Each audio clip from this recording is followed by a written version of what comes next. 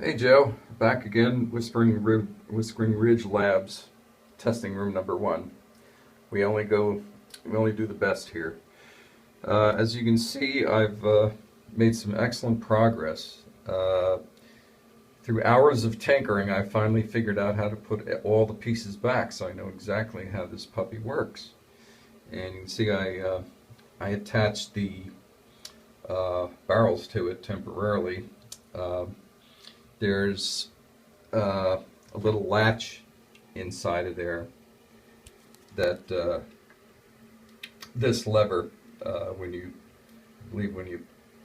push it away from you, that's when you open the barrels and either load it or take shells out.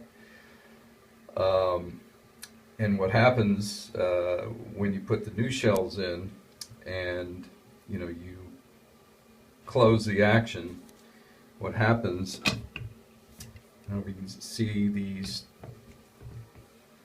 See if I can get some better light. There we go. Those two holes look like they're either sticking their tongue out at you or it's an upside down face, whichever way you want to see it. When you close the barrel, the hardware on the fore end pushes on those two little, they're actually long, rounded pieces. And what happens is when you close the action, those things push against the hammer and it pushes the hammer forward and locks into the springs. There's one on each side, and that's how it works. Also, I finally found out what kind of gun this really is. Even though it says Newport and it's got a star on it, it's actually Crescent Firearms Company, model number 60, Empire Hammerless Sidelock. I don't know what the sidelock means, but anyway, that's what this is. Could be actually more valuable than I thought it was at the outset. However, we still have a ways to go. As far as knowing that the gun functions at the stage it's at right now, I know everything works. Now the key is just finding the right fore end, and that's probably going to take some doing, but I'll keep poking around.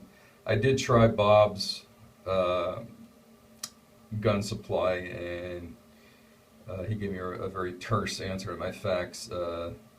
Don't have parts for this gun. That was it. And it's a Christian-owned store. So what else? You can also see here that the see if I can get in here. You can see that the safety actually does what it's supposed to do. The lighting's not good enough, so I'll try and back off here a little bit and see it.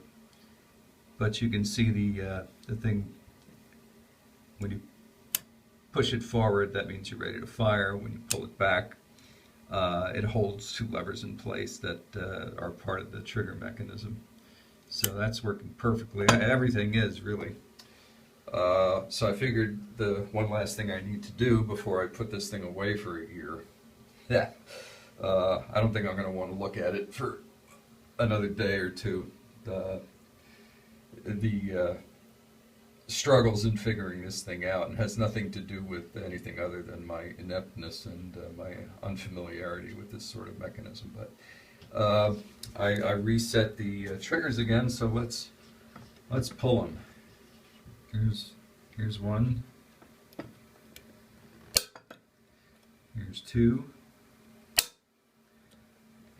And there we go. And I've got one of the firing pins in, and it works. The other one I might be able just to straighten out good enough for the sake of having it work mechanically until I can get a replacement. But looking pretty good. So I'm very happy with this, and now that I finally know what kind of rifle it is, it'll make it easier to try and track down a fore end. It may come down to actually having to piece one together, finding the wood fore end and the hardware to go in. But there are more sources out there for this kind of stuff, so I'll just have to keep poking around.